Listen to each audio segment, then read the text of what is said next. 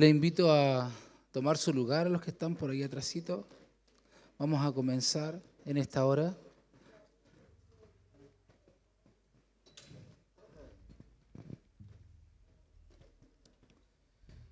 Y mientras tanto, les invito a abrir su Biblia en el Salmo 121. De todas maneras, igual se va a estar proyectando acá, ¿cierto, Elías? ¿Sí? Perfecto, gracias, hermano. Versión Biblia de las Américas.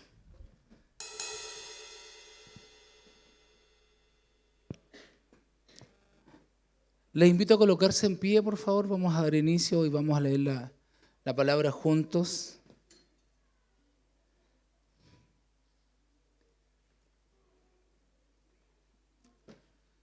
Bueno, para que tengamos en mente este Salmo 121,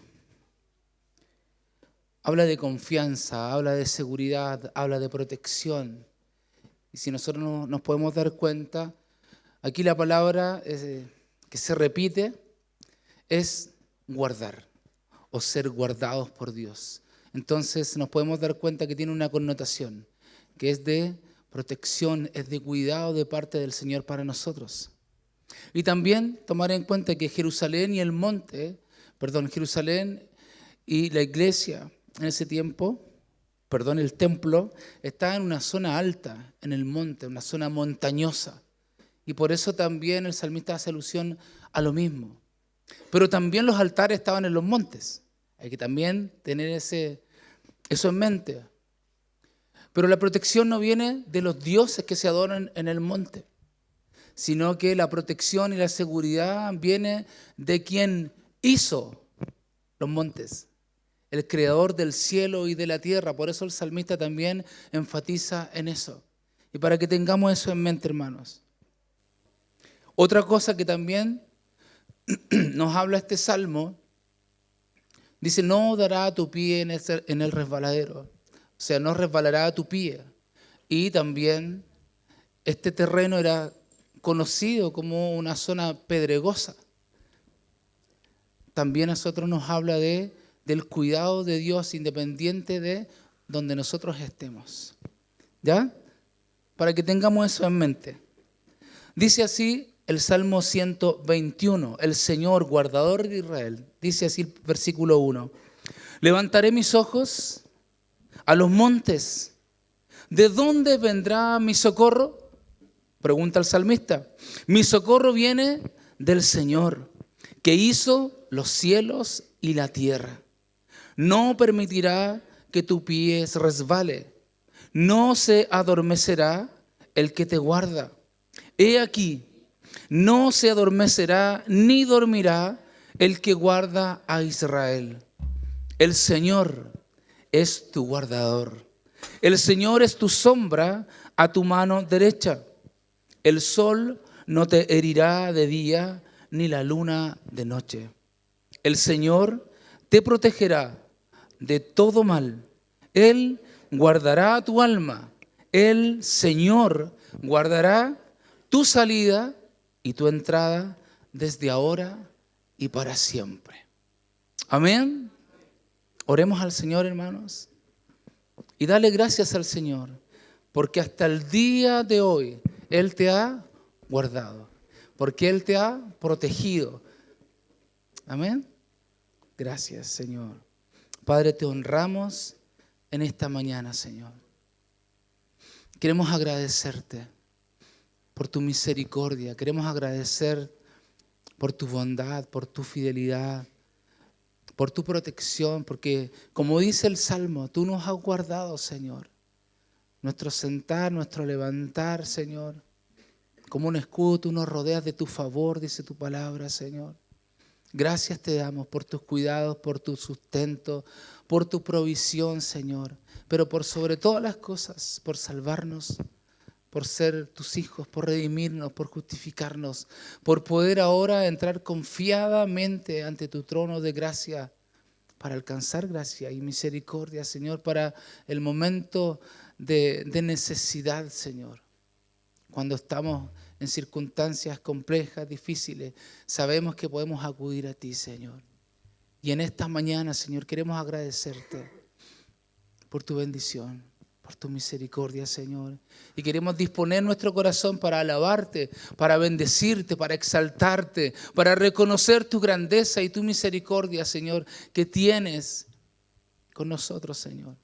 Y que tendrás también con nosotros, porque tu misericordia, como dice tu palabra, es nueva cada mañana, Señor. Y tu fidelidad la podemos ver cada noche. Estamos agradecidos, Señor. Te glorificamos en este día, Señor, y ponemos todo delante de ti, Señor. Que seas tú hablándonos por medio de tu palabra el día de hoy, que tu Espíritu Santo obre en nuestros corazones, Señor, confrontándonos con la exposición de tu palabra, Señor. Glorifícate en el día de hoy, Señor, a través del predicador, a través de cada una de las clases que se va a impartir el día de hoy, Señor. Seas tú glorificado en todo, Padre. Recibe la gloria, recibe la honra y la alabanza en el nombre poderoso de Jesús. Y la iglesia dice, amén.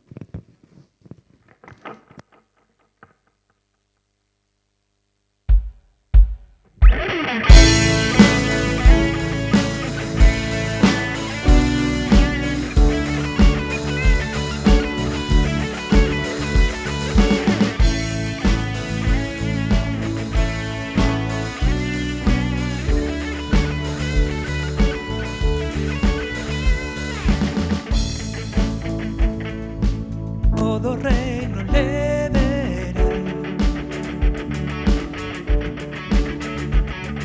cadenas romperá y todos te adorarán.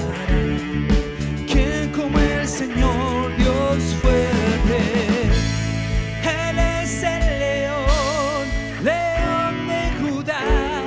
Él tiene el poder para liberar. Todos se postrarán ante Él.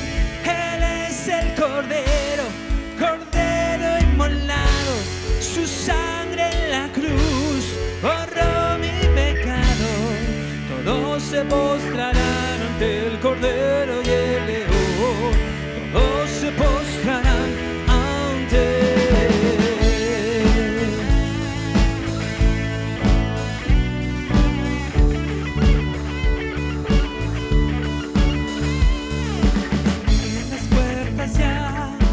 Rey de reyes y Señor, el Dios de salvación, vino a darnos libertad. ¿Quién como el Señor Dios fuerte? Él es el león, león de Judá. Él tiene el poder para liberar. Todos se postrarán ante Él. Él es el Cordero, Cordero inmolado. Su sangre en la cruz borró mi pecado. Todos se postrarán ante el Cordero y el León. Todos se postrarán ante Él.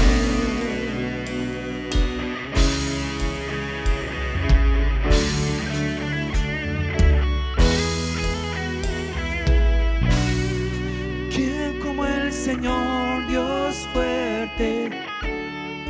¿Quién como el Señor Dios fuerte? ¿Quién como el Señor Dios fuerte? ¿Quién como el Señor? ¿Quién como el Señor Dios fuerte? ¿Quién como el Señor Dios fuerte? ¿Quién como el Señor Dios fuerte? ¿Quién como el Señor?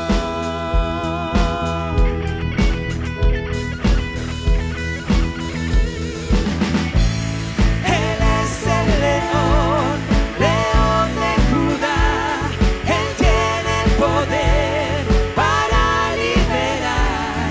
Todos se postrarán ante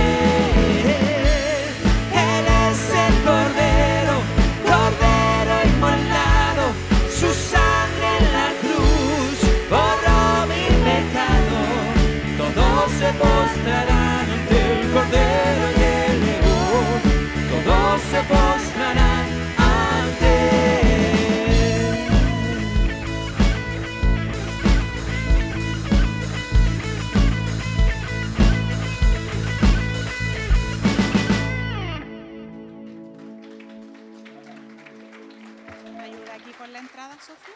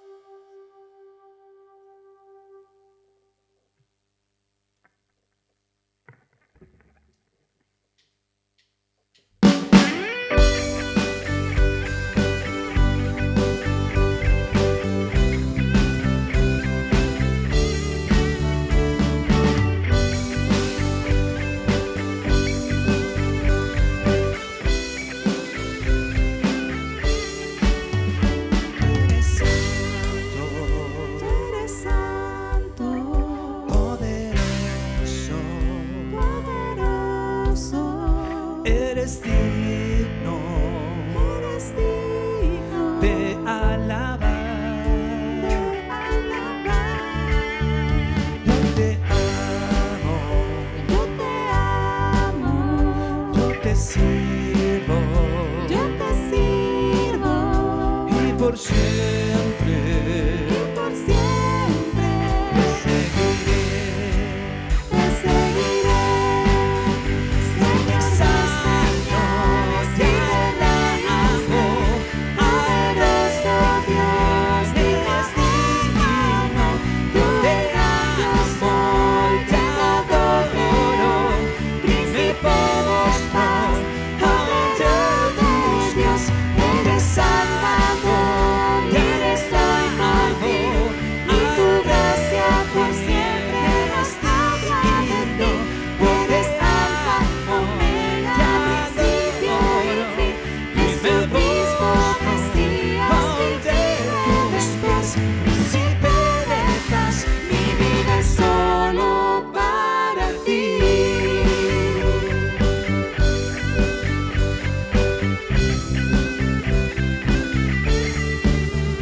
Yo eres santo, tú eres santo, poderoso, poderoso, eres digno eres digno de alabar. Yo te amo, Yo te amo, yo te sirvo, yo te sirvo, y por siempre y por siempre te seguiré. te seguiré. Señor Santo, te alabo, alto y eres digno, yo te amo, te adoro, y me postro ante tus pies. Yo te exalto, te alabo, alto y eres digno, yo te amo, te adoro, y me postro ante tus pies. Príncipe de paz, mi vida es solo para ti.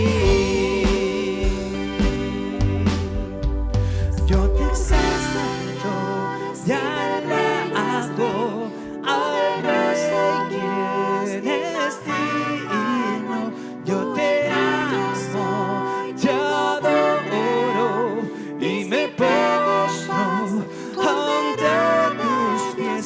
Yo te exalto, te alabo, alto y eres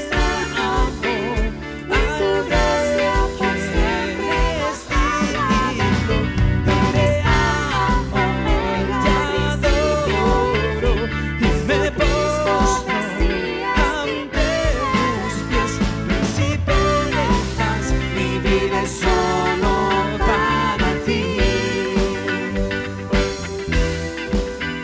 Príncipe de paz, mi vida es solo para ti. Príncipe de paz, mi vida es solo para ti. Tú eres Dios.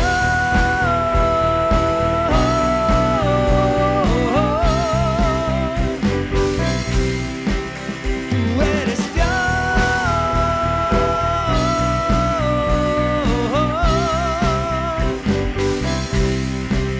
Tú eres Dios.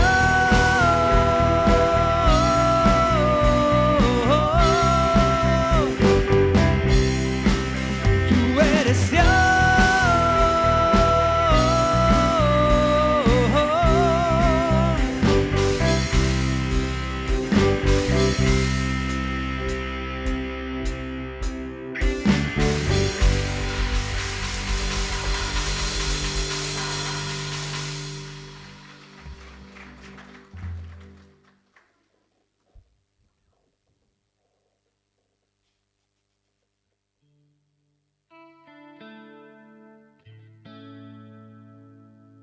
Buenos días, hermanos. Les voy a compartir un versículo que está en Salmos 19, del 1 al 7. Dice así: Los cielos cuentan la gloria de Dios, y el firmamento anuncia la obra de sus manos. Un día emite palabra a otro día, y una noche a otra noche declara sabiduría. No hay lenguaje, ni palabras, ni es oída su voz. Por toda la tierra salió su voz, y hasta el extremo del mundo sus palabras. En ellos puso tabernáculo para el sol, y éste, como esposo que sale de su tálamo, se alegra cual gigante para correr el camino.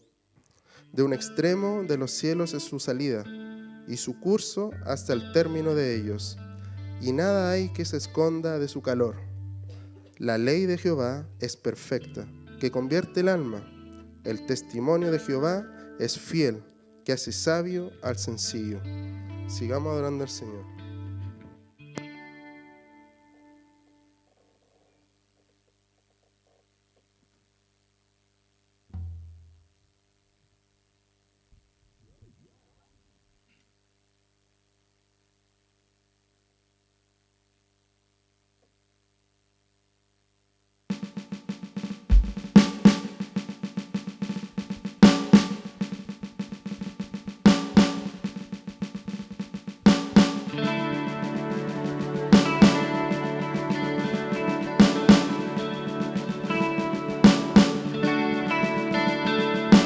Vengan sus hijos, todo su pueblo, al Señor.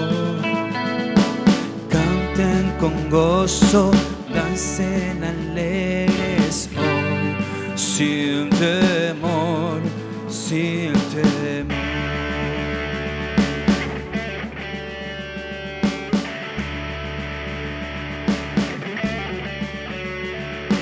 Vengan sus hijos, todo su pueblo, al Señor. Canten con gozo, dancen alegres hoy, sin temor. Él pondrá su favor eterno. Él pondrá su temor sobre su pueblo para cantar.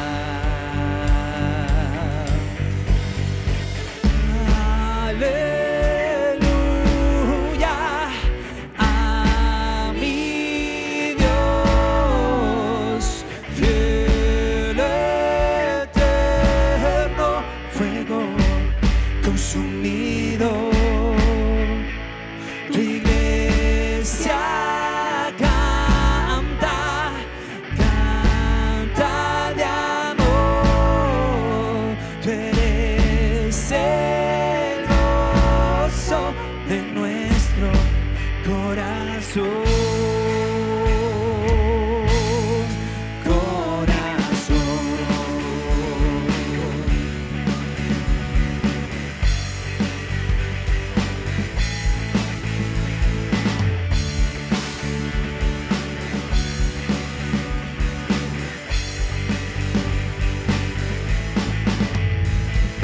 Vengan sus hijos, todo su pueblo, al Señor. Canten con gozo, dancen alegres hoy, sin temor. Vengan sus hijos, todo su pueblo, al Señor. Canten con gozo, dancen alegres hoy, sin temor. Él pondrá su favor eterno. Él pondrá su temor sobre su pueblo para cantar.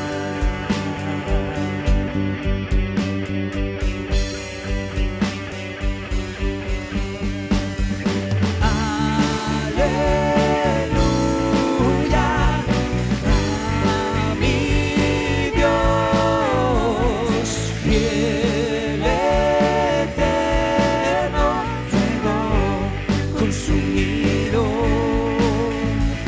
Tu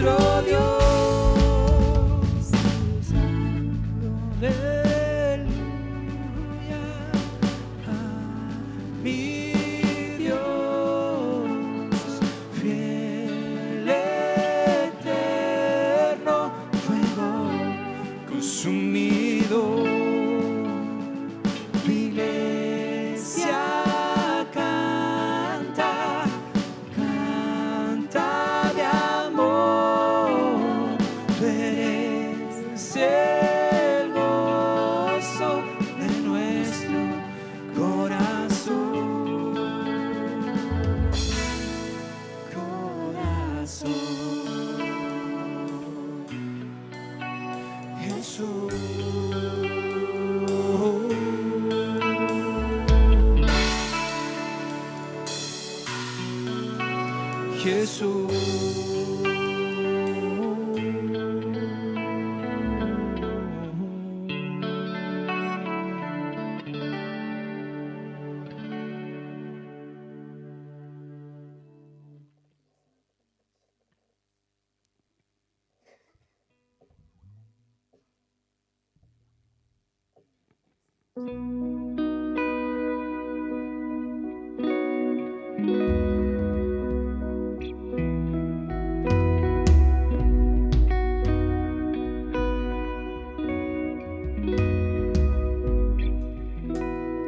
Traigo mis culpas al pie de la cruz, mis ansiedades sobre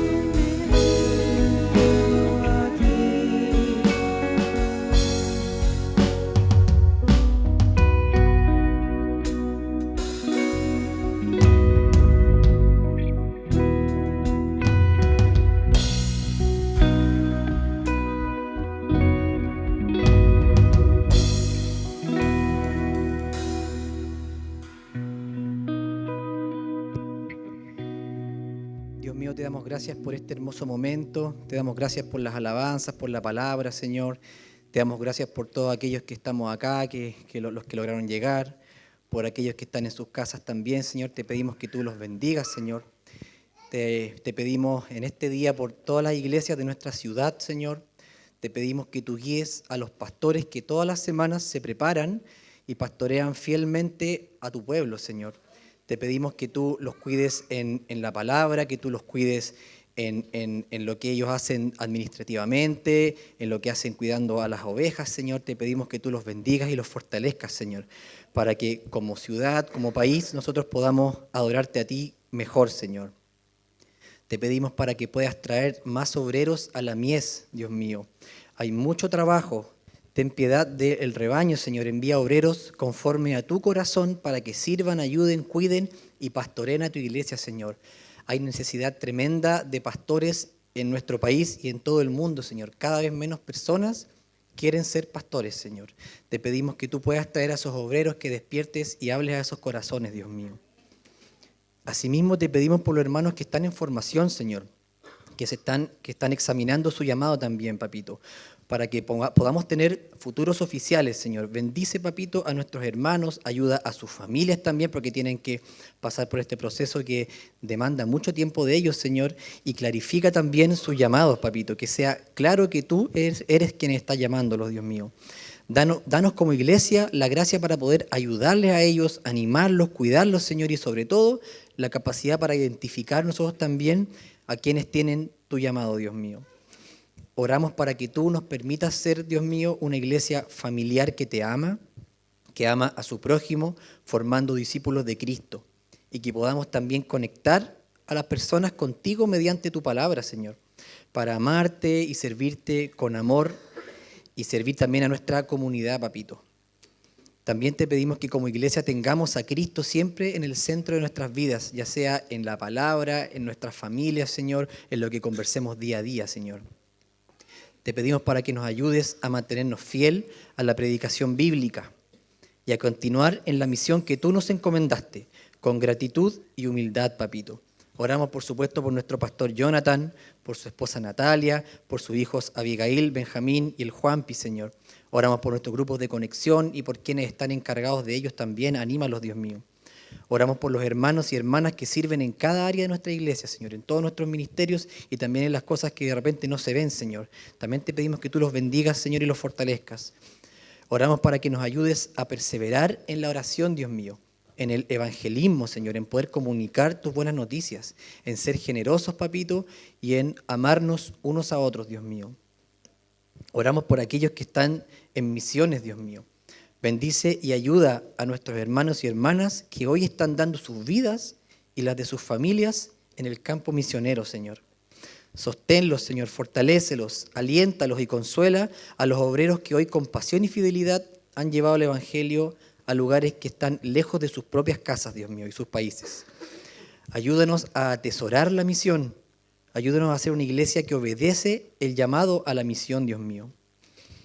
También te pedimos, Dios mío, con mucha humildad, estamos muy agradecidos, Señor, por donde tú nos has traído, a donde tú nos tienes, papito, pero te pedimos por un hogar definitivo, Señor.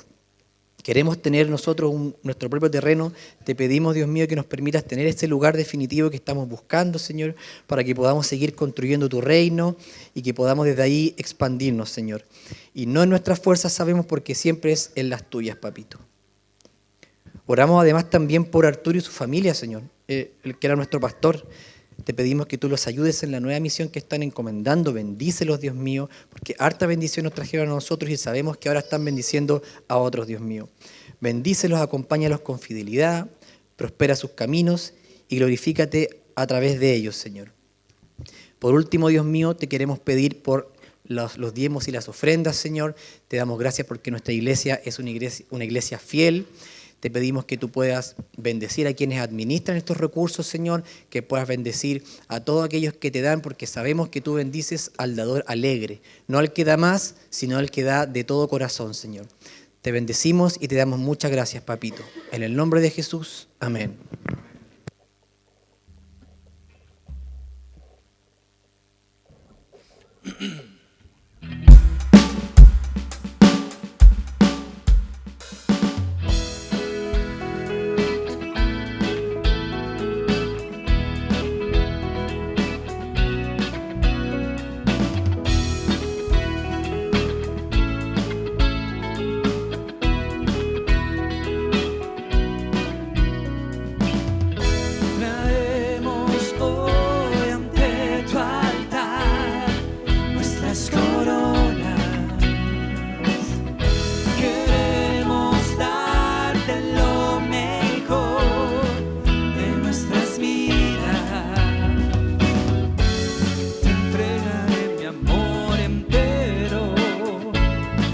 sueños que logré alcanzar.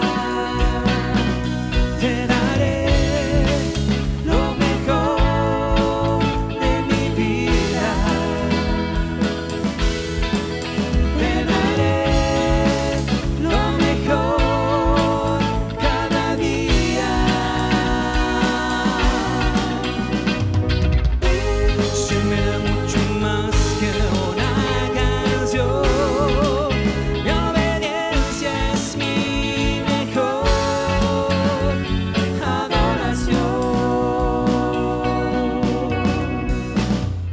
Te daré lo mejor de mí, te daré lo mejor de mí, te daré lo mejor de mí, te daré lo mejor.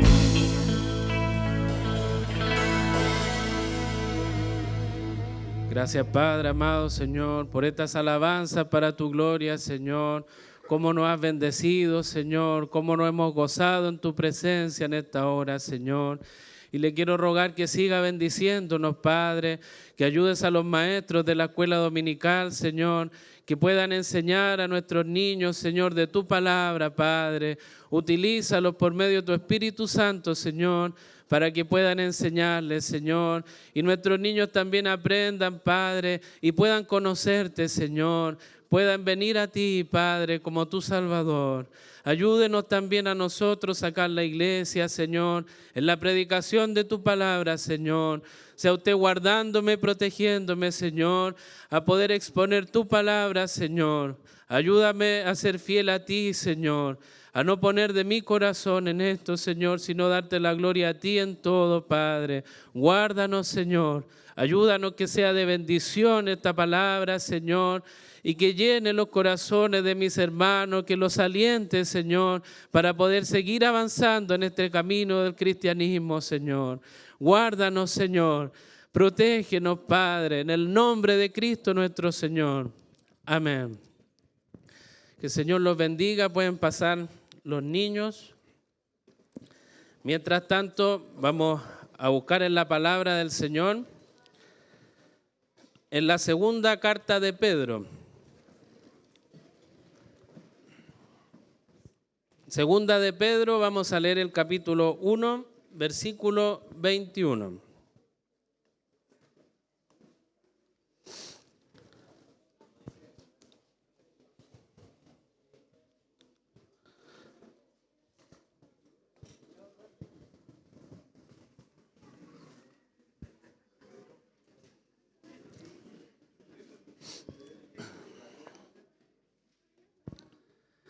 Bien, hermanos, vamos a dar lectura en el nombre del Señor.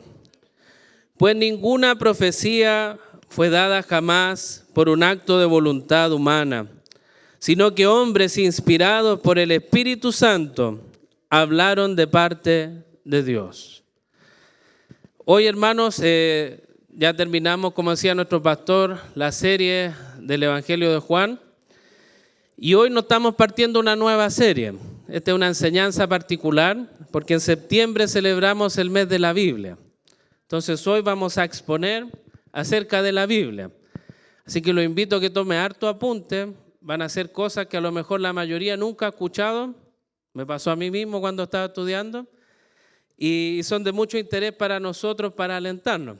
Así que estén bien atentos y después les va a servir poder volver a estudiar esta enseñanza. Pero antes de eso, quería compartirles acerca de una historia. Hace un tiempo atrás había un inspector de policía que fue a un colegio. Le dieron la oportunidad de poder exponer acerca de la Biblia, precisamente lo que estamos hablando. Y él estaba muy entusiasmado porque, conociendo cómo está la juventud hoy en día, los niños y la rebeldía en los colegios, dijo, qué bueno que se me dé esta oportunidad de poder hablar acerca de la Biblia. Así que el inspector de policía entró a esa sala de clases muy entusiasmado, expectante de lo que iba a pasar con cada uno de los niños.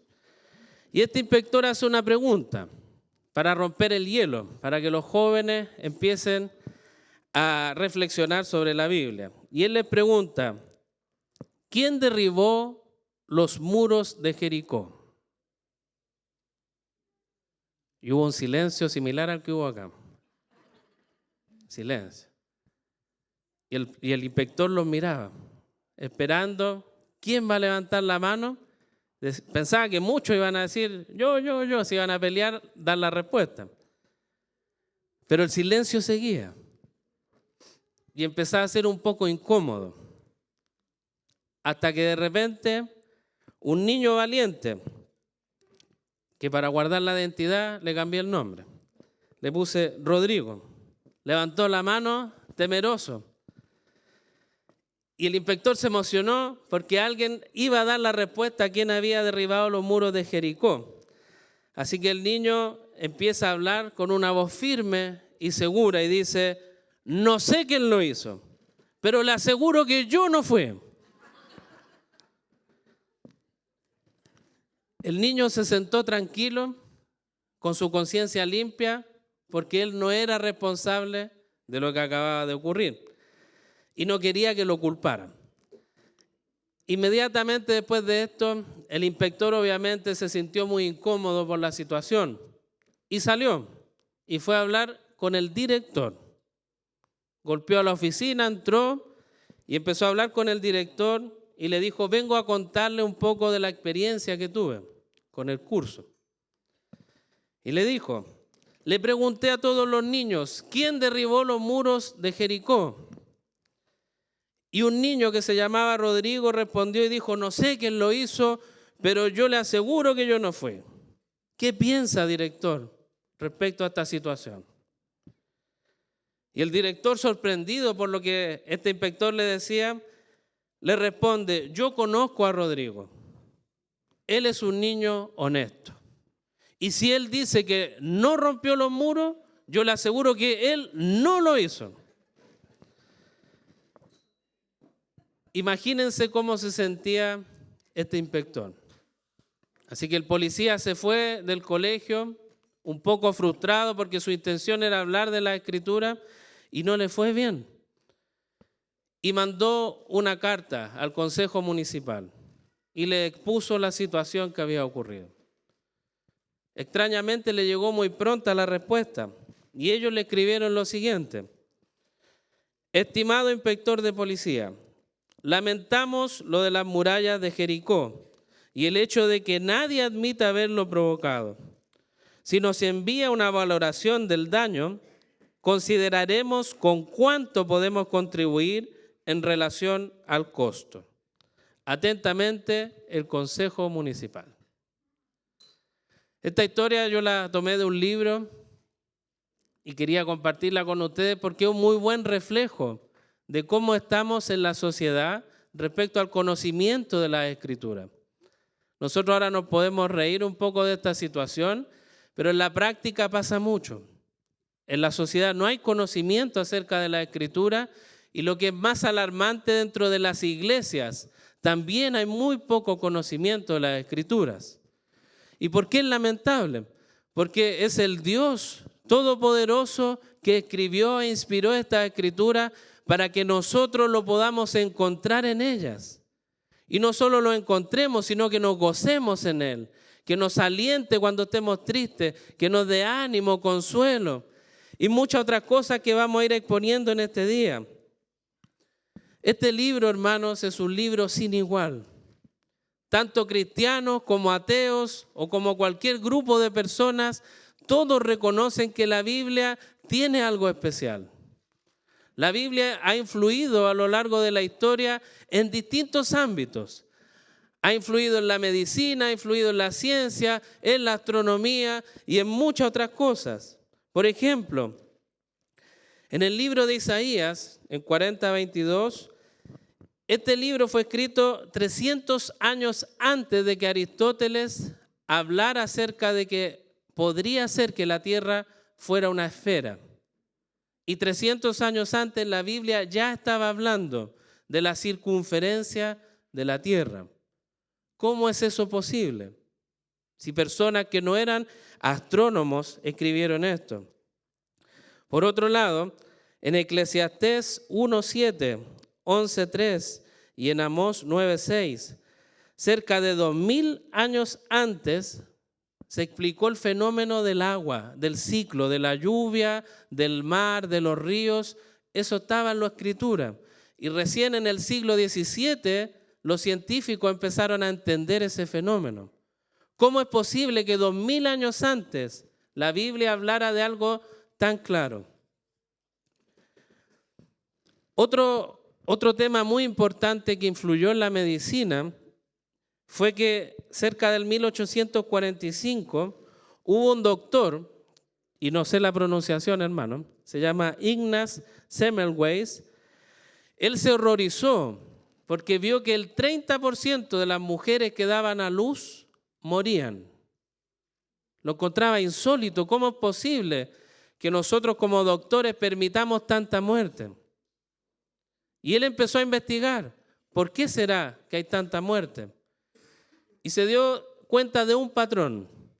Los doctores iban a ver a un paciente, el paciente moría, ellos hacían la autopsia, lo inspeccionaban y después se iban al parto, pero no se lavaban las manos. La hermana conoce la historia. ¿Y qué pasó con eso? Él empezó a promover entonces el lavado de manos. No le fue muy bien. Lo trataron mal, entró en problemas psicológicos, finalmente murió. Pero después vino otro científico y tomó eso y dijo, esto tiene sentido. Y empezaron a lavarse las manos los doctores. Primero en agua estancada y después con agua corriendo. Y la tasa del 30% de muertes bajó a un 2%. Y en la actualidad prácticamente cero. ¿Y qué dice la Biblia respecto a eso? Levítico 15:13. Dice así: cuando el hombre con el flujo quede limpio de su flujo, contará para sí 7 días para su purificación. Entonces lavará su ropa, bañará su cuerpo en agua corriente y quedará limpio. Dios ya había enseñado que es importante lavarse en agua que corra, no en agua que esté quieta. Y eso la medicina muchos años después lo descubrió y salvó muchas vidas. Por lo tanto, hermanos, estamos viendo que este libro es maravilloso porque ha dicho muchas cosas que antes no las conocíamos como seres humanos, no las entendíamos. Y la ciencia, la arqueología, la medicina, etcétera, han comprobado que la Biblia era certera en todo lo que decía respecto a estos temas. Si lo llevamos incluso a la profecía sobre Jesús, el Mesías, hubo cerca de 332 profecías referentes a él y todas fueron cumplidas. Si usted lo lleva matemáticamente, es imposible que en una persona se cumplan 300 y tantas profecías, pero Cristo las cumplió todas, literalmente. Si vamos a los profetas, por ejemplo, Isaías. El profeta Isaías escribió cuando el pueblo de Israel era cautivo de Babilonia y explicó cómo Israel iba a ser liberado de esa esclavitud y quién los iba a liberar. Y eso lo hizo casi 200 años antes de que ocurriera. Por lo tanto, él no vio el desenlace, pero sí escribió y puso el nombre, iba a ser Ciro, la persona que iba a derrotar a Babilonia. Y si ustedes van a los libros de historia y ven cuándo cae el imperio de Babilonia, es debido a esta persona. ¿Cómo Isaías lo supo? Era imposible. Pero Dios es el Dios de lo imposible. Y Él le reveló esa palabra y nosotros la tenemos escrita para gozarnos en ella. Con todo esto en mente, hermanos, es que yo quiero hablarles de este libro, la Biblia, un libro sin igual. Y el foco de esta predicación va a ser para que valoremos y amemos esta palabra de Dios más de lo que lo hacemos. Y lo voy a dividir en 2 puntos. El primero va a ser particularidades de la Biblia. Y ahí nos vamos a ir un poco en aspectos técnicos. Por ejemplo, ¿quién es el autor de la Biblia? ¿En qué idioma fue escrita? Y vamos a analizar si nuestra traducción es confiable. El segundo punto es el contenido de la Biblia. Y ahí voy a hablar de qué se trata las Escrituras y cómo nosotros la aplicamos o la podemos aplicar hoy. Entonces comencemos con el primer punto y el nombre de esta predicación va a ser La Biblia, un libro sin igual. Partamos con el primer punto. Me imagino que la gran mayoría de ustedes se considera un cristiano. Y si es así, les hago esta pregunta para que ustedes en el espejo se la hagan. ¿Cómo puedes saber si eres realmente un cristiano? Pregúntese usted mismo, ¿cómo yo puedo saber si soy cristiano? Acá hay muchas personas y le aseguro que si me pudieran responder, no va a ser la misma respuesta. Voy a tener muchas respuestas. Pero lo que sí yo les puedo asegurar, que la base de cada una de las respuestas, todas van a llegar a un punto común. Y ese punto común es porque la Biblia lo enseña o porque la Biblia lo dice. Si usted es salvo por Cristo, ¿cómo sabe? En la Biblia lo dice. Si usted es salvo porque puso la fe y se arrepintió, ¿cómo sabe? Porque la Biblia lo dice. Si usted está en la iglesia y es parte del cuerpo de Cristo, ¿por qué sabe que es así? Porque la Biblia lo enseña. Entonces, en ella es que nosotros encontramos que hay oportunidad, arrepintiéndonos de nuestros pecados y poniendo la fe en Cristo nuestro Señor, es que tenemos salvación. Y eso está en la Escritura. Pero, ¿cómo yo o ustedes podemos asegurar que la Biblia que tenemos es confiable? Y es una pregunta crucial, hermano, porque nuestra salvación depende de ella. Estamos diciendo todo viene porque está escrito en la palabra. Pero ¿cómo sabemos que realmente es la palabra de Dios? Es por eso que es importante que analicemos quién es el autor de la Biblia. ¿Qué diferencia hay entre el Corán y nuestra Biblia? ¿Qué diferencia hay entre el libro del Mormón y nuestra Biblia? Es importante que nos cuestionemos esto para que veamos quién realmente es el autor de nuestra Biblia. Dentro de la historia, hermanos, son pocos los cristianos que realmente nos preguntamos esto y lo tomamos como algo muy obvio. Dios es el autor de la Biblia. Yo creo que todos estamos de acuerdo en eso. Dios es el autor de la Biblia.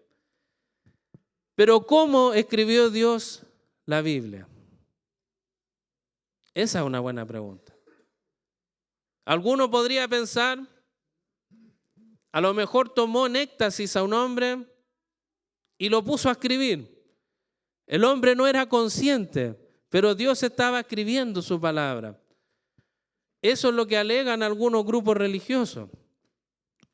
Por ejemplo, a los mormones, ellos dicen que la palabra le llegó del cielo y no la entendían y Dios les puso un lente especial para que pudieran entenderla. Pero Dios la escribió, dicen ellos. No hubo ningún hombre interviniendo en el proceso. Incluso la traducción la dio Dios. No hubo nadie involucrado.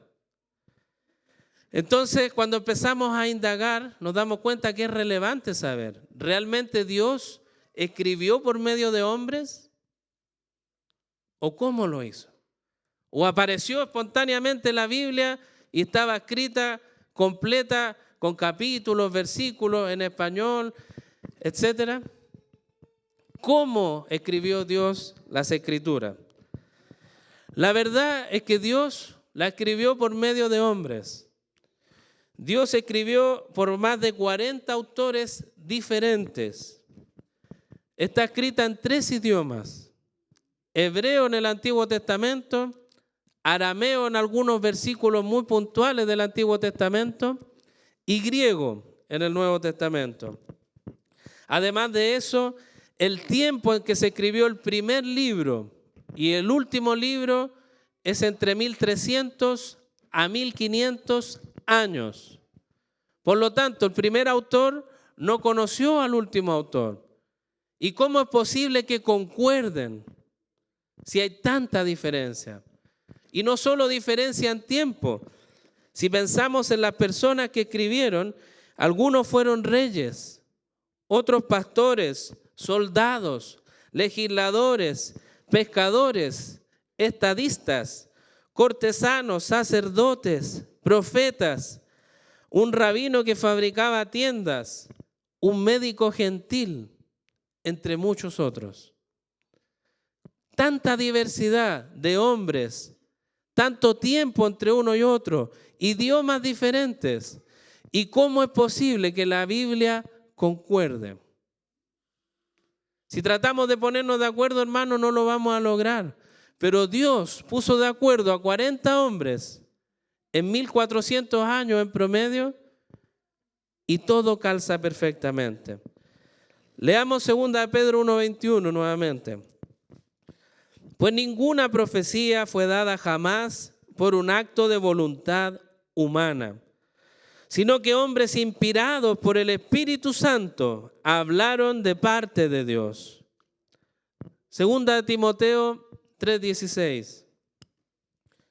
Toda escritura es inspirada por Dios y útil para enseñar, para reprender, para corregir, para instruir en justicia. Entonces acá vemos que Dios la inspira y Dios la da a los hombres por medio del Espíritu Santo. Por lo tanto, estamos viendo que acá hay una doble autoría. Por un lado, Dios escribe la palabra y por otro lado, los hombres escriben la palabra de Dios, inspirados por Él. Esto es importante que lo entendamos porque Dios no está cambiando la mentalidad de los hombres. Cuando ustedes leen las cartas de Pablo, cuando leen los salmos de David, ven la personalidad de ellos reflejada. Ven la pasión de David, ven el sufrimiento de él, ven el gozo que sentía por su Señor. Pero vemos otros autores que son más reflexivos, otros que hablan mucho acerca del amor. Y es porque Dios permite que ellos con su personalidad y emociones y pensamientos puedan escribir. Pero Dios asegura que todo lo que ellos escriban es la palabra de Dios. Por lo tanto, acá no hay un éxtasis especial, no hay un dictado que Dios le esté citando a alguien y él va escribiendo. Es el hombre escribiendo y Dios inspirando. 100% Dios escribió la Biblia y 100% fue escrita por estos 40 hombres. Por lo tanto, la Biblia tiene una doble autoría. Muchas veces nos atacan los ateos, pero es que la Biblia la escribieron los hombres. ¿Y cuál es el problema? La Biblia es escrita por hombres, pero hombres inspirados por el Espíritu de Dios. Y ahí está la gran diferencia. Si nosotros vemos, hermanos, el Salmo 95, que no lo vamos a ver ahora, solo quiero mencionarlo, él lo escribió un israelita que dirigía a otros israelitas y le estaba dando una serie de instrucciones. Pero, y este sí vamos a leerlo en parte, Hebreos 3:7. ¿Qué relación tiene Hebreos 3:7 con el Salmo 95? El autor de Hebreos está citando el Salmo 95 y veamos qué dice. Por lo cual, como dice el Espíritu Santo, si oís hoy su voz, y ahí sigue el texto. Fíjense lo que dice al principio.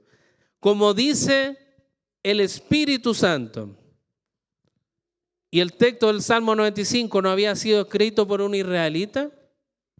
Sí, pero el autor de Hebreos está mostrando acá que ese israelita escribió inspirado por el Espíritu Santo. Por eso acá dice, como dice el Espíritu Santo, porque reconocemos que Dios habló por medio de hombres y Dios permitió que eso esté escrito hasta el día de hoy para nosotros. Cada palabra, hermanos, que está en la Biblia tiene un autor humano y al mismo tiempo es la revelación perfecta de Dios para nosotros. Por lo tanto, Dios es el autor de la Biblia y los hombres. Ahora que entendemos eso, es necesario que veamos cómo sabemos si realmente lo que los hombres escribieron no tuvo algún error. A lo mejor Dios los inspiró, pero ellos cometieron algún error. ¿Cómo sabemos si la Biblia realmente es confiable para nosotros el día de hoy? Por ejemplo, me imagino que cada uno de ustedes, la gran mayoría, tiene la Biblia Reina Valera, 1960, una muy buena Biblia. Algunos tienen la Biblia de las Américas, Nueva Traducción Viviente, Nueva Versión Internacional, y hay muchas distintas versiones. Pero ¿cómo podemos saber si esas son confiables? En la década donde salió la Reina Valera 60, había mucha controversia, hermanos. Dentro de las iglesias luteranas, bautistas, presbiterianas, había conflicto, porque había un ruido que estaba levantándose diciendo que la Biblia no era confiable. La Biblia tenía errores y había que estar muy atento a poder identificarlos. Y esto empezó a crecer, a crecer, a crecer. Y en los años 70 era tanto el ruido que hubo un grupo de cristianos movidos por Dios que se reunieron, distintas denominaciones, para tratar de escribir acerca de la inerrancia de las Escrituras. Inerrancia significa sin error. Vamos a ver algunos textos, a ver qué dice la Biblia respecto a esto. Números 23, 19. Dios no es hombre para que mienta, ni hijo de hombre para que se arrepienta. ¿Lo ha dicho él y no lo hará? ¿Ha hablado y no lo cumplirá? Dios es veraz en todo lo que dice. El Salmo 12:6. Las palabras del Señor son palabras puras, plata probada en un crisol en la tierra, 7 veces refinada. La palabra de Dios no es cualquier palabra. Hebreos 1 del 1 al 2. Dios, habiendo hablado hace mucho tiempo, en muchas ocasiones y de muchas maneras a los padres por los profetas, en estos últimos días nos ha hablado por su Hijo, a quien constituyó heredero de todas las cosas y por medio de quien hizo también el universo. Con estos 3 pequeños textos, hermanos, podemos ver que efectivamente Dios es veraz en todo lo que dice, su palabra es hermosa y habló de muchas formas en el pasado por medio de los profetas, pero hoy habla por medio del Hijo. Por lo tanto, vemos que esta Biblia tiene esa autoridad de Dios, porque Dios no miente. Y si Dios inspiró la palabra, en ella no hay ninguna mentira que podamos encontrar. Por lo tanto, no tenemos ningún error en ella. Pero, después de todo esto, hermanos, les vuelvo a preguntar, ¿su Biblia es confiable? La respuesta es sí, absolutamente. Nuestras Biblias son confiables, pero no son inerrantes. ¿Qué quiere decir esto? Podemos encontrar algún error. Y algunos están agarrando piedras, hermanos, tranquilos. No me tiren piedras aún. La palabra inerrante del Señor son los autógrafos que fueron escritos. Y cuando digo autógrafos, me refiero a lo que escribieron los autores directo en un papiro. Lo que ellos escribieron en un papiro, eso era inerrante. Ningún error en ellos. Cuando uno traduce, puede que se genere un error. Pero nosotros vemos que nuestras Biblias son confiables porque tenemos el respaldo de los originales. Hoy en día no existe ningún autógrafo. Si usted trata de buscar en algún museo, no va a encontrar ninguno. Pero sí tenemos copias, y copias, y copias, y copias. Hay miles de copias de las Escrituras y eso nos da una garantía de que realmente lo que los apóstoles escribieron, nosotros podemos encontrarlos el día de hoy escritos. Y por eso nuestras traducciones son confiables. Pero lo único inerrante es la palabra escrita original, por los autores originales. A lo mejor yo me enredo en explicarlo, hermano, Pero estos hermanos que se reunieron en el año 70 escribieron acerca de esto. Y ellos lo escribieron más claro. En la Declaración de Chicago de 1978. Ellos escribieron varios artículos y en el artículo 10 hablan acerca de esto. Y lo voy a leer textual. Afirmamos que la inspiración, estrictamente hablando, solo se aplica a los textos autográficos de la Escritura, los cuales, por la providencia de Dios, pueden verificarse con enorme precisión a partir de los manuscritos disponibles. Afirmamos además que las copias y traducciones de las Escrituras son la palabra de Dios en la medida que representen fielmente al original. Negamos que algún elemento esencial de la fe cristiana sea afectado por la ausencia de los autógrafos. Negamos además que a causa de esta ausencia, la afirmación de la inerrancia bíblica resulte inválida o irrelevante. Es decir, podemos confiar en que nuestras versiones de las Escrituras son confiables. Si lo llevamos a nuestra contraparte, la traducción del Nuevo Mundo, esa es una traducción hecha por los testigos de Jehová. Si ustedes comparan los manuscritos en griego, en hebreo, y comparan la traducción de ellos, van a ver errores garrafales. Si solo lo viéramos en español, ellos la defienden, que es muy confiable. Pero por eso es importante ir al original y nuestras Biblias están basadas en el original. Por eso se nos critica por parte de ellos, porque nuestra Biblia no cuadra con las enseñanzas de ellos. Y por eso ellos tuvieron que cambiarla.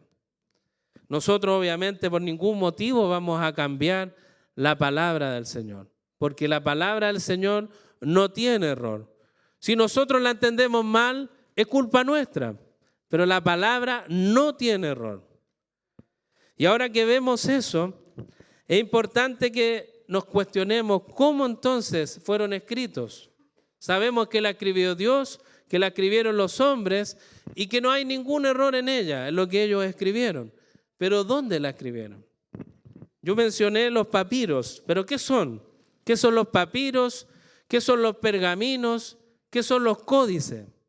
No sé si alguno había escuchado alguna vez todas estas cosas. Cuando hablamos de papiros, los papiros se sacaban de las plantas.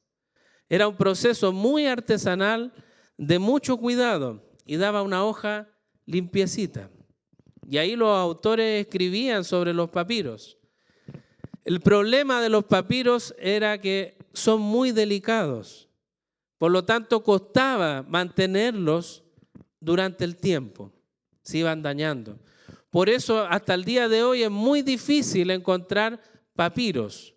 Hay alguno que otro en ciertos museos, pero muy pocos, porque se dañaron con el tiempo. Los pergaminos, a diferencia de los papiros, eran más robustos. ¿Y por qué eran más robustos? Porque eran hechos de animales. Con la piel de ciertos animales, ellos construían estos papiros, hacían un proceso y podían escribir. Y de eso nosotros podemos encontrar muchos en el día de hoy. Pero lo interesante, hermanos, es que ellos no tenían libros como nosotros. Por lo tanto, ¿cómo lo hacían? Imagínense para leer los salmos. En un papiro no cabían todos los salmos. En cada una de estas formas de escritura, como los pergaminos, ellos no podían escribir tanto. Ellos entonces empezaron a pegarlos hacia el lado. Empezaron a pegar papiro, empezaron a pegar los pergaminos. El papiro era más simple porque venía de un árbol, pero los pergaminos había que coserlos. Y eso permitía generar los rollos. Y esos rollos, hermanos, en promedio eran entre 6 y 11 metros de longitud. Imagínese que usted traiga esos rollos a la reunión para poder leer la escritura. Tendría que venir con un saco muy grande y tener mucha fuerza. porque mientras más grande el rollo, más peso iba a tener. El más grande que se tiene registro medía 44 metros de longitud. Entonces imaginen lo que sufrían nuestros hermanos antes para poder leer la palabra del Señor. Mucho tiempo después de esto, nacen los famosos códices. Para los que no están familiarizados con esta palabra, los códices buscaban el mismo concepto que los libros actuales. Era poder tener una hoja impresa por los dos lados, que en ese tiempo no había impresora. Por lo tanto, ellos podían escribir por un lado y por el otro, por un lado y por el otro, y los anillaban juntos por medio de coserlos. Y eso facilitó enormemente el transporte de la palabra del Señor. Ya no tenían que ir con esos enormes rollos, y la iglesia primitiva empezó a darse cuenta y a decir, esto no es inspirado, y lo dejaban fuera de esta recopilación. Por eso se cree que el canon, gran parte fue ayudado por estos famosos códices, porque permitían tener más simple la palabra del Señor. Pero hay más palabras raras, hermano. Lo interesante es que el Antiguo Testamento y el Nuevo Testamento se escribieron en lenguas extrañas para nosotros, hebreo, arameo y griego. Y para hacerlo más extraño aún, en esa época se escribía todo de continuo. No había espacios entre palabras. Imagínense leer algo con todas las palabras juntas, todas. Ningún punto, ninguna coma, ninguna separación que me permita ver dónde está la diferencia. Y así leían los apóstoles, así leía nuestro Señor, así leía el pueblo de Israel, y muchos años hacia adelante en la historia de la iglesia. Esa forma de escritura se llama unciales.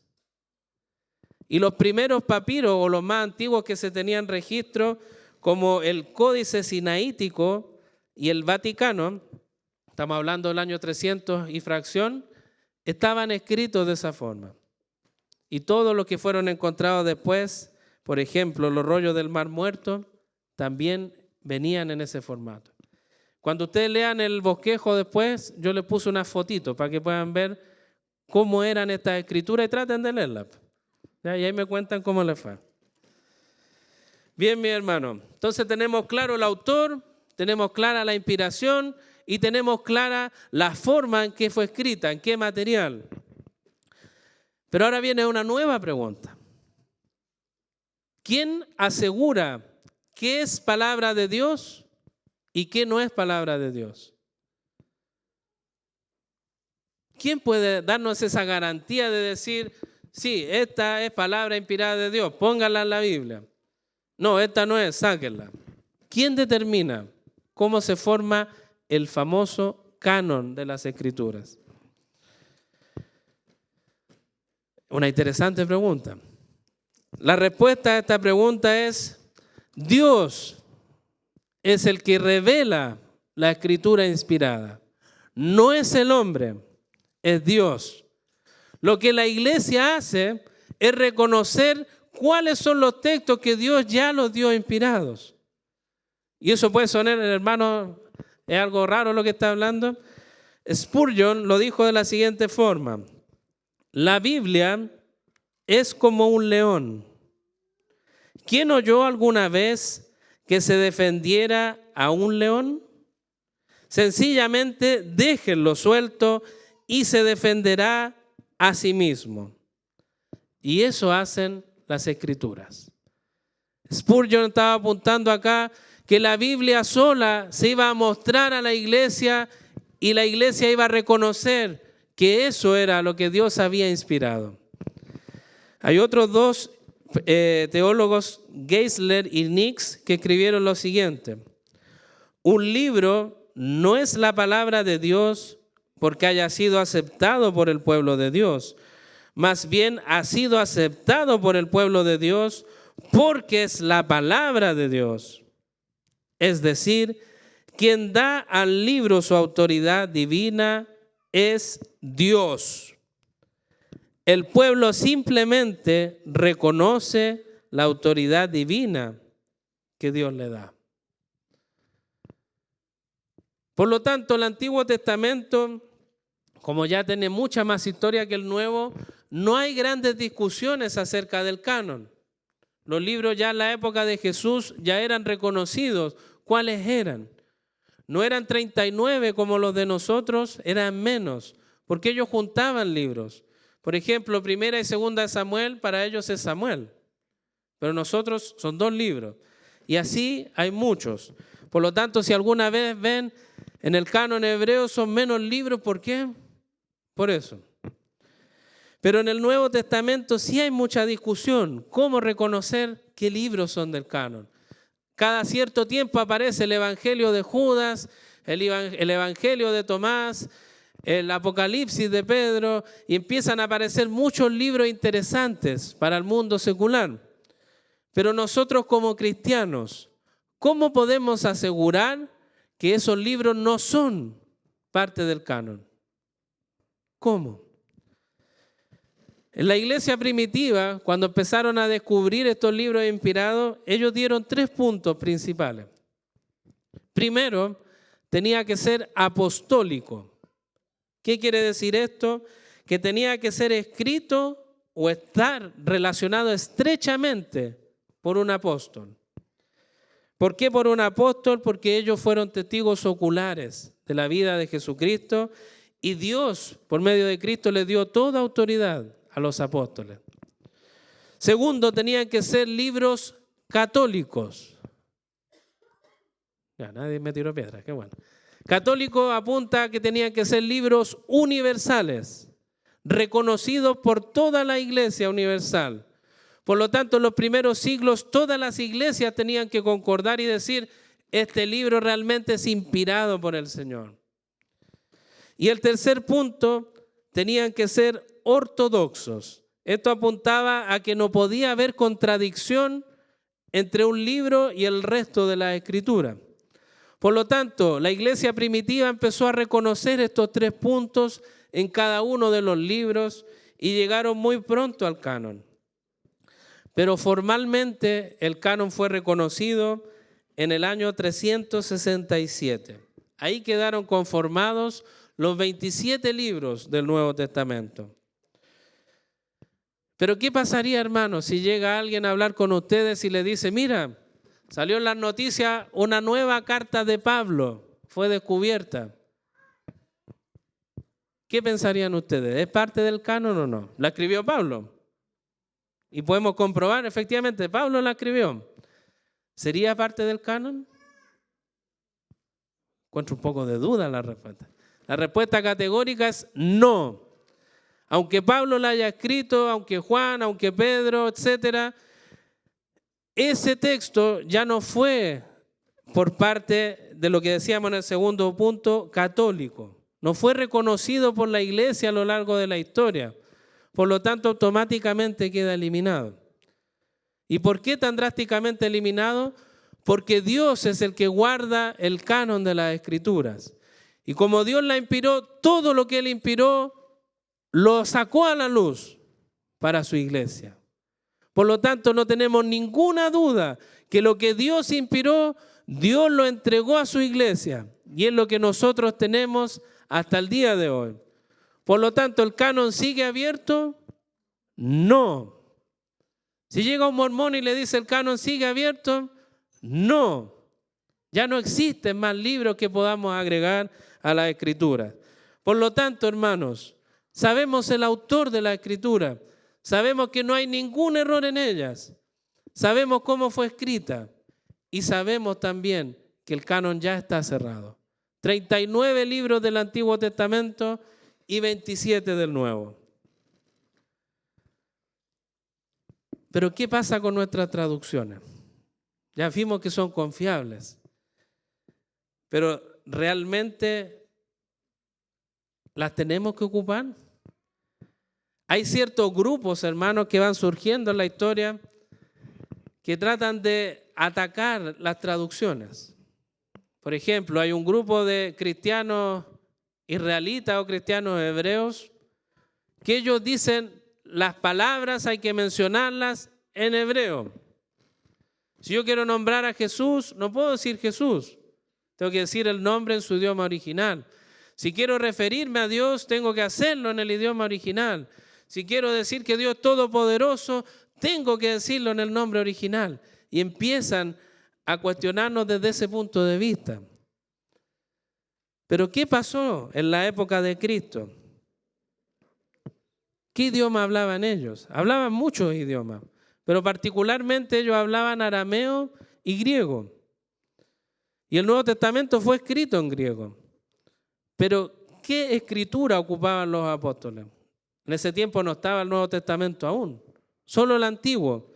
Pero ellos lo leían en hebreo, sí y no. En las reuniones formales lo leían en hebreo. Pero en la práctica ellos leían una traducción en griego. Y esa traducción se llama la Septuaginta, porque 70 diferentes traductores trabajaron en ella para tener el texto hebreo en griego. Y esa ocupaban los apóstoles. Si ustedes en sus Biblias en español ven cuando los apóstoles o alguien cita algo del Antiguo Testamento, en alguna Biblia sale la cita textual, ustedes van al Antiguo Testamento, la leen y no es igual, es parecida, pero no es lo mismo. ¿Por qué?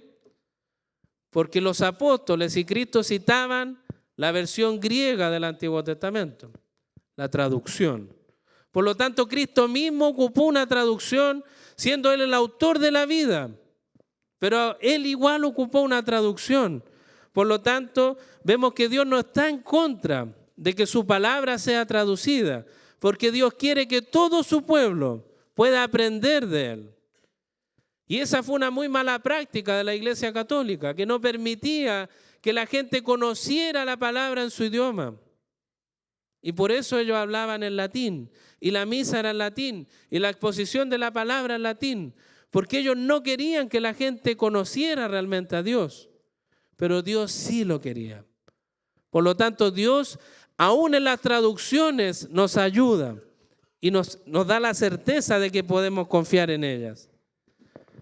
Gracias al Señor y a las traducciones, hermanos, hoy en día tenemos más de 3.300 traducciones.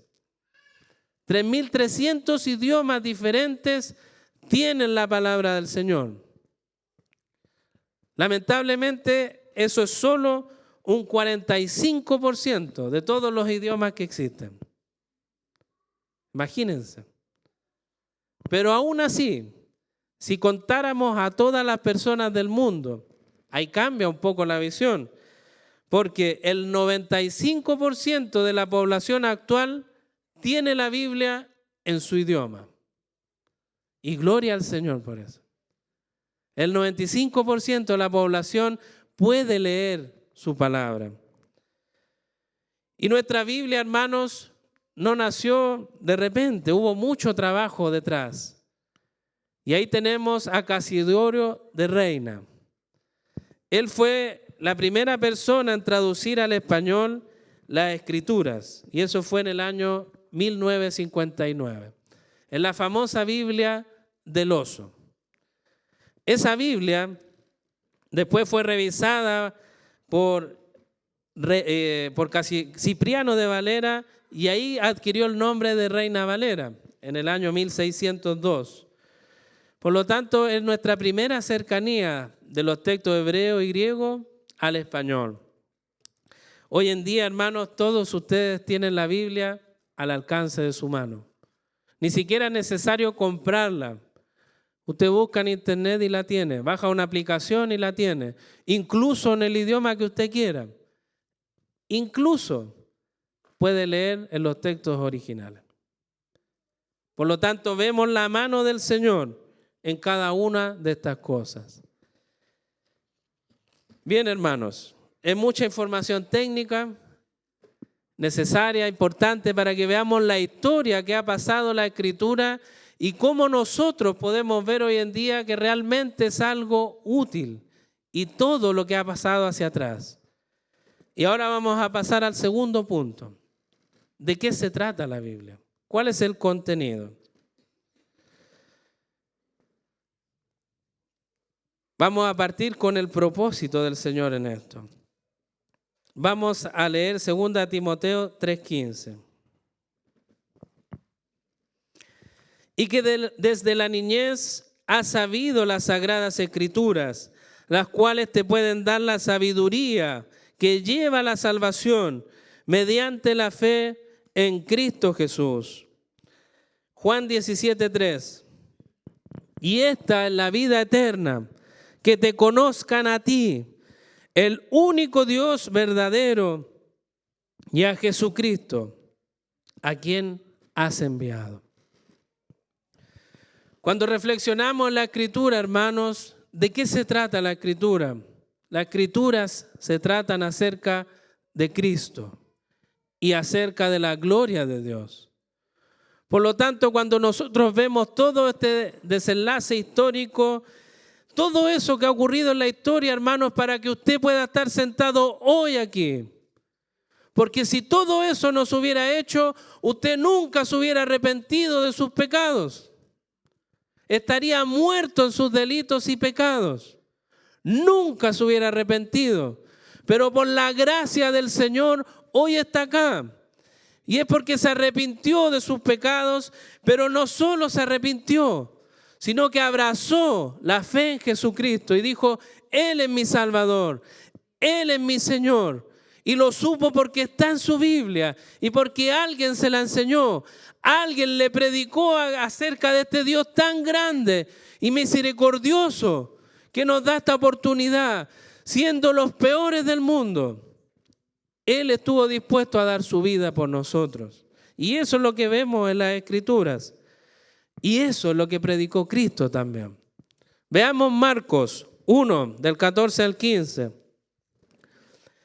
Después que Juan, habiendo sido encarcelado, Jesús vino a Galilea proclamando el evangelio de Dios y diciendo, el tiempo se ha cumplido y el reino de Dios se ha acercado. Arrepentíos y creed en el evangelio. En este texto, hermanos, vemos cómo el Dios santo, santo, santo, todopoderoso, el Rey de Reyes, Señor de Señores, amoroso, misericordioso, libérrimo, lleno de justicia y misericordia, vino al mundo. ¿Y a qué vino al mundo? A dar su vida por todo aquel que se arrepienta de sus pecados. Este Dios hizo un pacto antes de crear todas las cosas. Hizo un pacto llamado de redención entre el Padre, el Hijo y el Espíritu Santo. Y ahí decretaron todo lo que iba a ocurrir. Y el Padre le encomienda al Hijo la misión, que le iba a entregar un pueblo. Y él iba a tener que dar su vida por este pueblo, para la gloria de Dios. Y eso lo vemos al comienzo desde la Escritura. Todos nosotros hemos escuchado muchas veces Génesis 3:15. Lo leemos recurrentemente y lo vamos a volver a leer. Génesis 3:15 dice, y pondré enemistad entre ti y la mujer, y entre tu simiente y su simiente. Él te herirá la cabeza y tú le herirás en el calcañar. La primera promesa de Dios venía en un castigo a la serpiente. Iba a venir una simiente que iba a acabar con el pecado, una vez y para siempre. Adán y Eva habían roto esa relación y ya no había comunión entre Dios y la humanidad. Pero Dios es misericordioso. Dentro del Edén, hermanos, había un árbol, que era el árbol de la vida. Si Adán y Eva en pecado iban y comían de ese fruto, sellaban su estado para siempre. Para siempre iban a quedar muertos en delitos y pecados.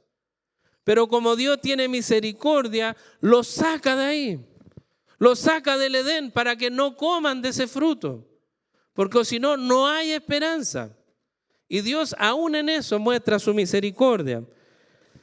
Vamos a Apocalipsis 22, del 1 al 5. Y dice así, y me mostró un río de agua de vida, resplandeciente como cristal, que salía del trono de Dios y del Cordero. En medio de la calle de la ciudad y a cada lado del río estaba el árbol de la vida. El que estamos viendo en Génesis. El árbol de la vida, que produce 12 clases de frutos, dando su fruto cada mes. Y las hojas del árbol eran para sanidad de las naciones. Y ya no habrá más maldición. Y el trono de Dios y del Cordero estará allí, y sus siervos le servirán. Ellos verán su rostro, y su nombre estará en sus frentes. Y ya no habrá más noche, y no tendrán necesidad de luz, de lámpara, ni de luz del sol, porque el Señor Dios los iluminará, y reinarán por los siglos de los siglos. Apocalipsis 22:14. Bienaventurados los que lavan sus vestiduras para tener derecho al árbol de la vida y para entrar por las puertas de la ciudad. Por lo tanto, cuando vemos Génesis, no vemos la misericordia de Dios al sacarlos del Edén. Pero ahora que vemos toda la Escritura, decimos, gracias Señor. Porque ahora incluso nosotros, que no estuvimos en Edén, tenemos derecho al árbol de la vida. Gracias a la sangre de Cristo. Cuando estemos delante de la presencia del Señor, seremos sellados para siempre en santidad. El pecado no existirá más, porque Dios lo hizo por nosotros. Cristo dio su vida por su pueblo. Lamentablemente, amados hermanos, aún hay muchos que no creen en esto, que no creen en Cristo, que no creen en la Biblia. Y para ellos quiero darle unas palabras también en esta hora. Lo vimos en Marcos 1:15. El tiempo se ha cumplido y el reino de Dios se ha acercado. Y pongan atención en las palabras de Cristo. Arrepentíos y creed en el Evangelio. Aún hay tiempo. Tenemos esta libre oferta de muy buena gracia del Señor para cada uno de nosotros. Pero Él nos pide que nos arrepintamos. ¿De qué cosa nos vamos a arrepentir si somos tan buenos? Cada uno de nosotros, hermanos, desde que nos levantamos hasta nos acostamos, incluso lo que soñamos, estamos llenos de pecado. Y si tú nunca has creído en Cristo, Él te llama a que te arrepientas de esos pecados, porque aún hay tiempo, el juicio no ha llegado. Él quiere que todos vengan al arrepentimiento. Por eso está esta oferta libre del Evangelio. Todo el que quiere que venga a Cristo. A lo mejor alguno de ustedes me puede decir, es que yo estoy muy firme en mi fe. Y yo lo invito a que lea 1 Corintios 12. Dice así, el que cree que está firme, tenga cuidado, no sea que caiga. Ninguno de nosotros, hermanos, es irreprochable delante del Señor. Ninguno. Si dependiera de nosotros, ninguno merece esa salvación. Pero la misericordia de Dios nos permitió leer en su palabra que somos pecadores, que hemos mentido, que hemos robado. El engaño está de continuo en nuestra boca. Tenemos conflictos, peleamos, odiamos. Tenemos mucha ira en nuestro corazón. Y aún así Dios nos llama y nos dice arrepentíos y creed en el Evangelio. En Mateo 11, 28 al 30 dice, venid a mí todos los que estáis cansados y cargados, y yo os haré descansar. Tomad mi yugo sobre vosotros y aprended de mí, que soy manso y humilde de corazón, y hallaréis descanso para vuestras almas, porque mi yugo es fácil y mi carga ligera. El Señor nos dice, venid a mí, venid a mí, venid a mí. Aún hay tiempo para venir a nuestro Señor y Salvador, porque Él nos llama y nos dice que con Él nuestra carga va a ser ligera. nuestra mochila de pecados y problemas, dejémoselo a Él, porque Él nos está llamando a venir a Él para que seamos salvos y descansemos en Él. Es fácil estar con nuestro Señor. Él nos está invitando porque va a ser ligera nuestra carga. ¿Cuántos de nosotros a lo mejor ahora nos sentimos con mucho peso? Estamos con pena, estamos afligidos por distintas razones de la vida y es normal. Pero el Señor nos dice, vengan a mí,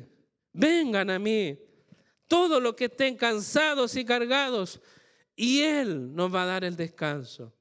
¿Cuántos de ustedes quieren descansar por sus propias formas? Y tratan una y otra vez y se desgastan más aún. Porque no estamos mirando al autor de la vida, al que nos está dando esta salvación tan grande y gloriosa.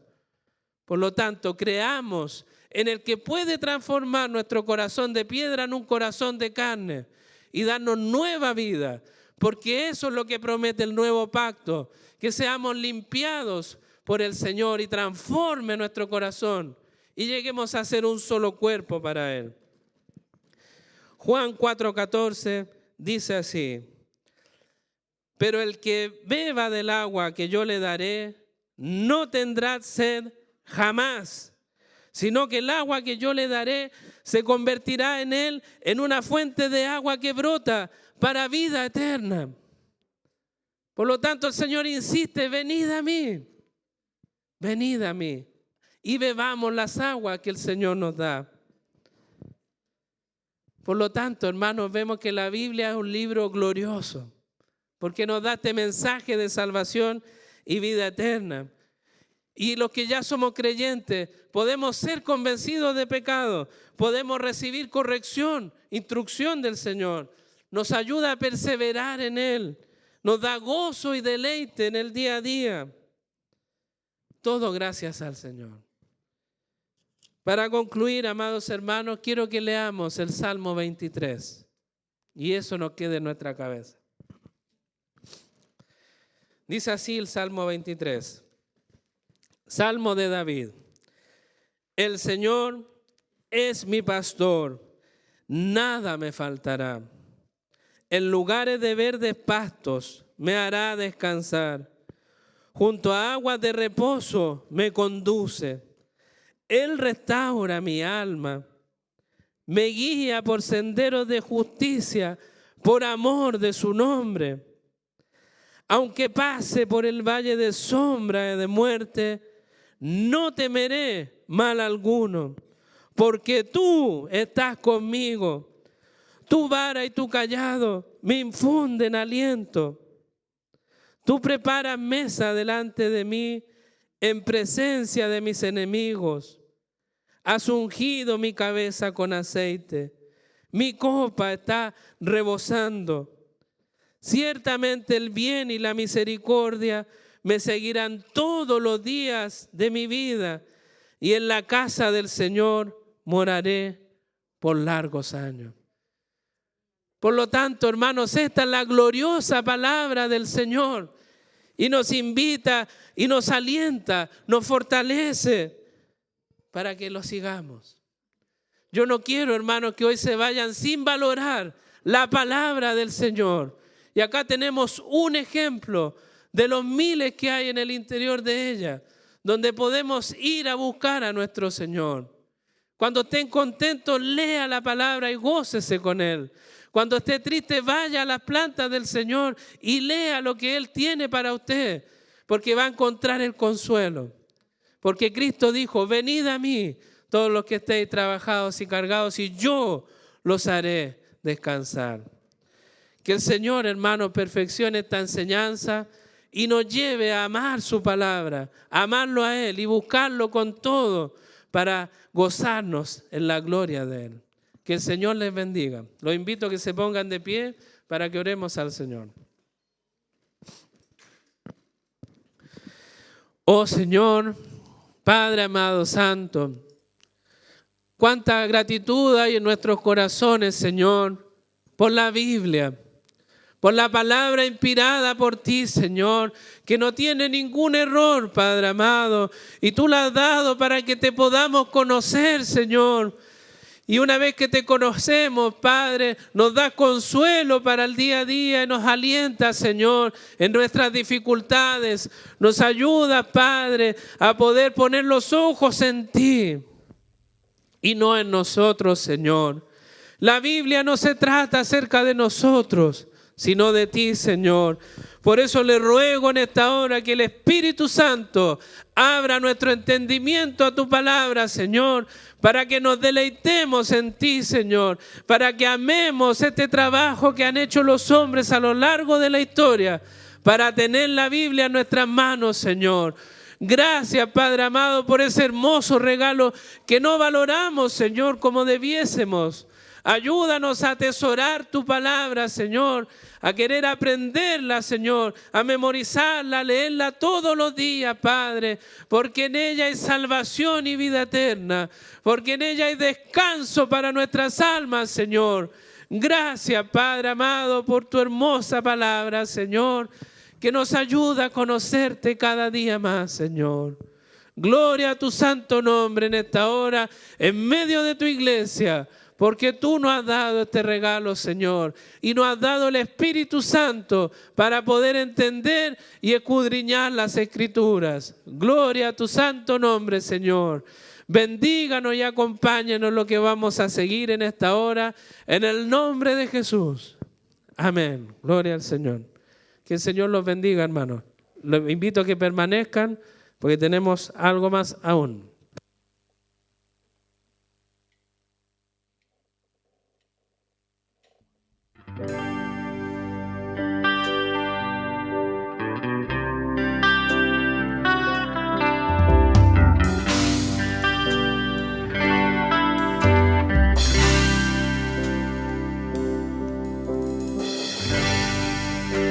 Digno de recibir toda adoración, digno de recibir hoy esta canción, digno de entregarte mi corazón. Vivo por ti, vivo por ti.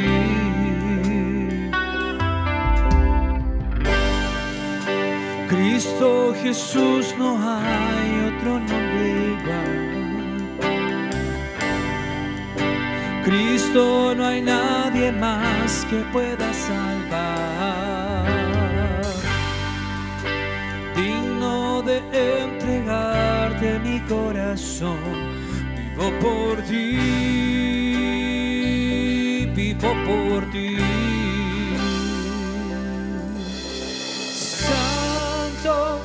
Como tú no hay nadie, Dios incomparable.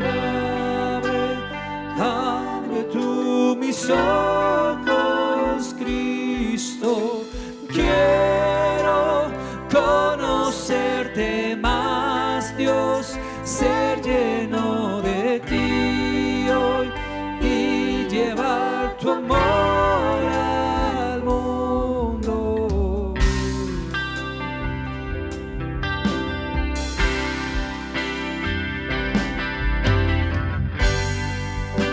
Digno de recibir toda adoración, digno de recibir hoy esta canción, digno de entregarte mi corazón. Vivo por ti, vivo por ti.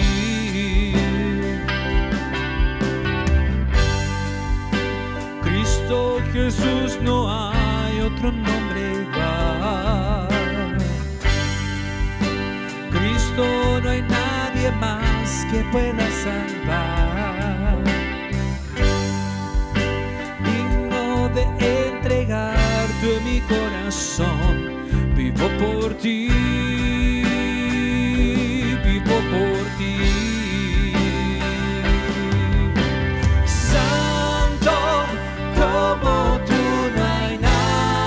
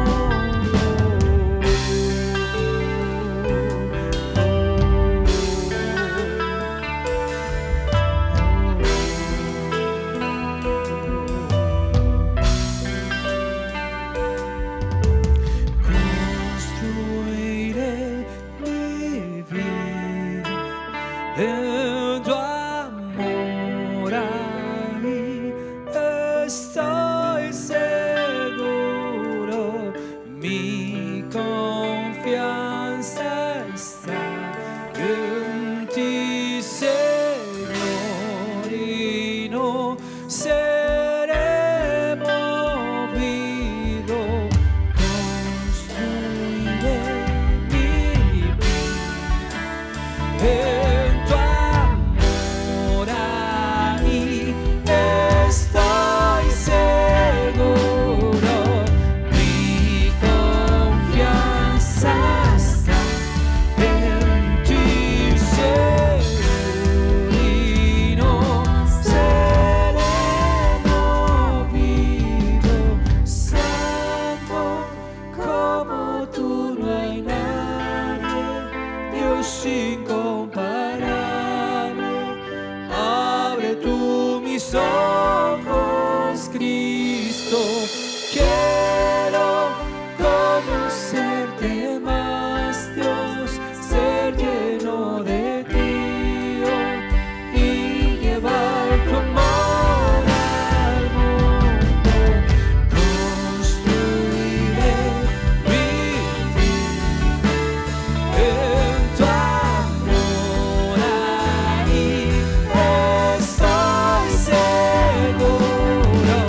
Mi confianza está en ti, Señor, y no seré movido. Construiré mi vida en tu amor ahí estoy seguro. Mi confianza está en ti, Señor, y no seré movido.